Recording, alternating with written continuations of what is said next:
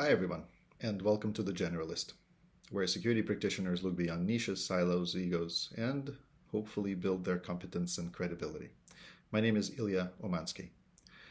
You know, many times I have been challenged by the peers in my industry for my criticism. And not that I'm going to stop criticizing when I see things that are worth to be criticized. But I want to also share with you what an exciting industry we have. I want to share with you that we are probably in a unique position to, in the private sector at least, to be one of the few industries where we get to interact with other human beings in different positions across different organizations and across different industries and help them have better peace of mind. Not peace of mind in the future, but a peace of mind today and also going forward. And what an exciting feeling that is when you are looking at the client or a colleague whom you're helping with asset protection, and they are grateful for the results of your efforts, and that they can feel that they can go about their business, go about their personal life with a better sense of, protection, better sense of direction, and focus on things that they want to focus on. And I remember when I was working at the UN, or for the UN, I should say, to be clear, and we were redesigning all of the security for the campus. And the head of the Capital Master Plan, he was very short on compliments. So short, in fact, that just to have him in good disposition was a good day for many. And so I remember a moment when I had to take over a larger chunk of the project. And we were asked to just, do another round of design updates and very intricate coordination with several other consultants and designers on the project. And as a result, he asked for an update. And he was a very particular person, liked flipping pages of drawings, so he wouldn't share his opinions without taking a look at what you've done and how it stands up to his test. And after that meeting, or at the conclusion of the meeting, his words were, "Well, that's good service." And a few people after the meeting looked at me and they said, "That's a big deal. That means a lot, that you probably have done a pretty good job." It was very nice to receive the compliment. But what was also important for me was that I learned a valuable lesson.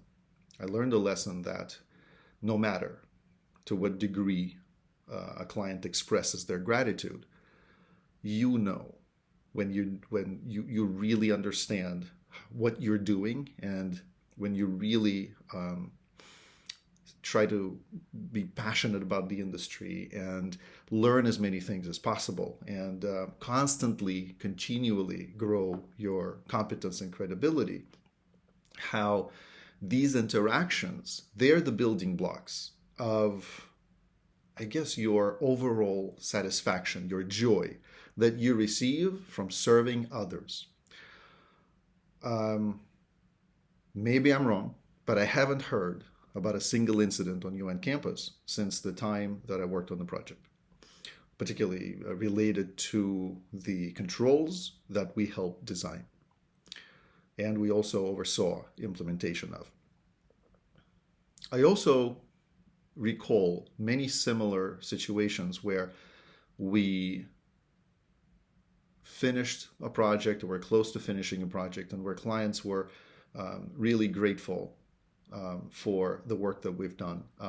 And they understood, maybe for the first time since the beginning of our engagement, that they actually received valuable service. And then that service meant something very direct for the protection of their mission critical assets, including, in many cases, human beings. I remember a team of my own colleagues at the time who were traveling to a fairly dangerous place, and how the best compliment I could get was that it was all uneventful from the people that were on the ground. They felt that they could do their job. They felt that they could accomplish their objectives. Now, I didn't really have a full visibility of what they were doing, but that's the response I received. And that was a very good compliment. And so I say all this because part of my criticism for the industry is that we, as practitioners, and I can attest from my own personal experience, we as practitioners, I guess, accumulate this experience by, I guess, hands-on involvement, if we choose to. Some unfortunately, and I've assessed a lot of operations around the world, some people choose to just basically stay at the level where they are because they're comfortable and they just don't feel like growing. They feel like what they do today, they live in today, and they're satisfied. But for many others that I've interacted with over the years, continual learning is super important. And yet, that's where my criticism is rooted. Because it's one thing to gain your competence by experience.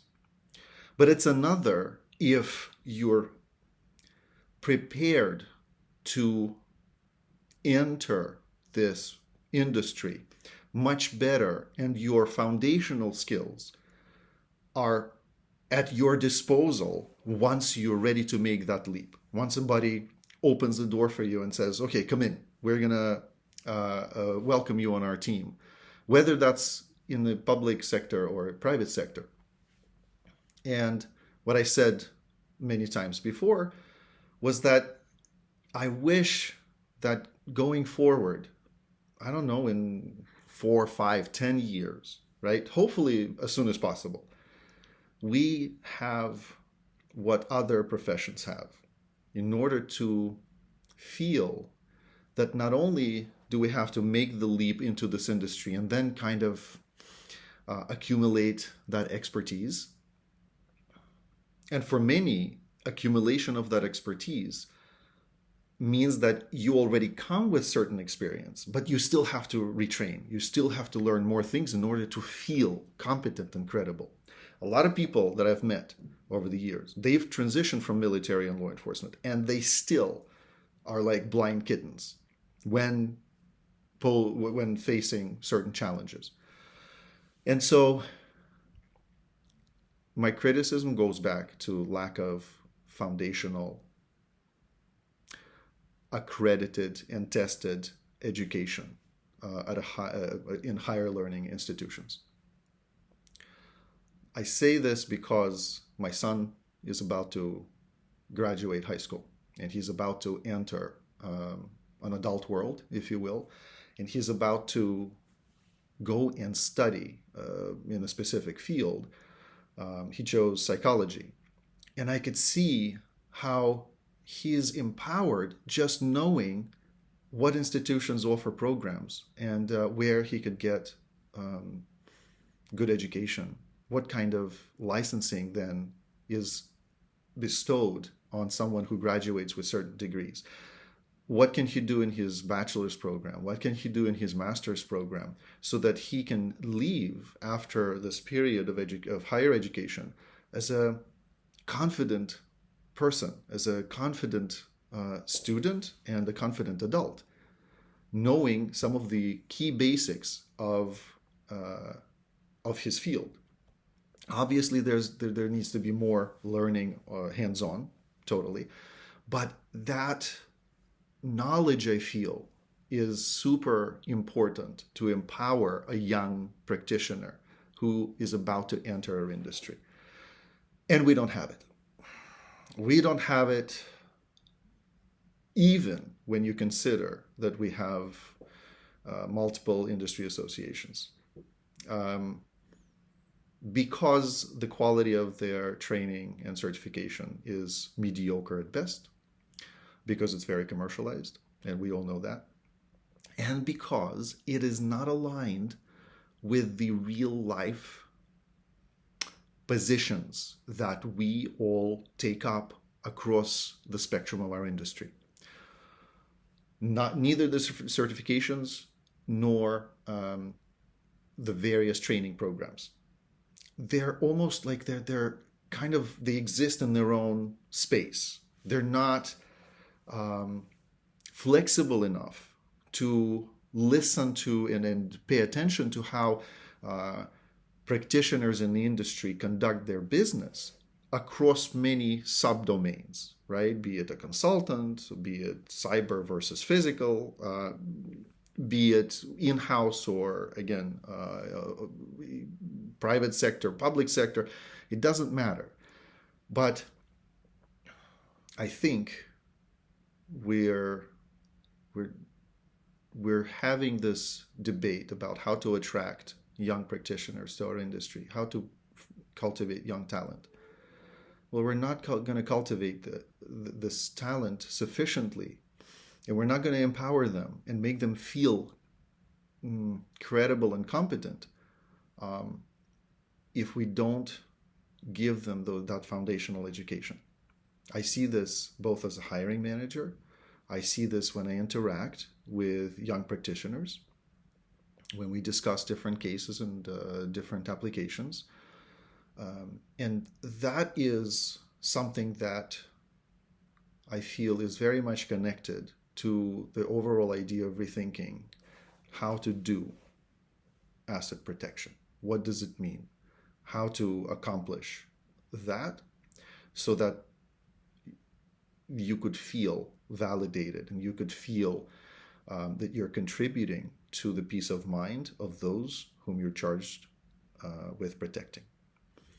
So I want to leave you with these thoughts because it's 2022. It's middle of the year, and year after year, I refer to the fact that it's yet another year that passed by, and we are, from the perspective of how we cultivate young talent, whether or not we have higher education that's accredited, that's widely delivered and consistently delivered to incentivize young talent and to help them understand how to enter our industry and what skills to have, right? Year after year, I remind all of those who are willing to listen that we don't have it. And therefore, when we wish to have a seat at the big boys table, only a select few of us are able to do this comfortably, with credibility, with competence. And unfortunately, the wide sea of young talent, while it's available, they kind of have this barrier to figure this on their own. Many of them say, we're going to schmooze our way into the industry. I've seen people who have done it and done it successfully. Doesn't mean that they're very competent. I've written reports for people who don't really know what they're doing. Okay, and I could see the reason why they asked me for help is because they didn't feel confident that they could pull it off on their own.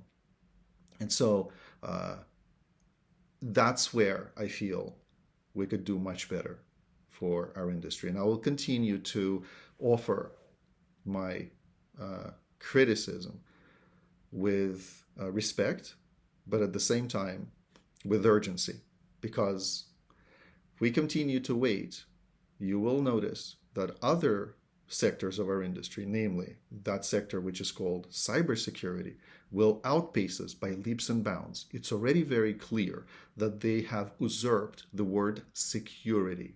If you go on job sites and to see, if you type in security, what comes up is primarily jobs in cyber.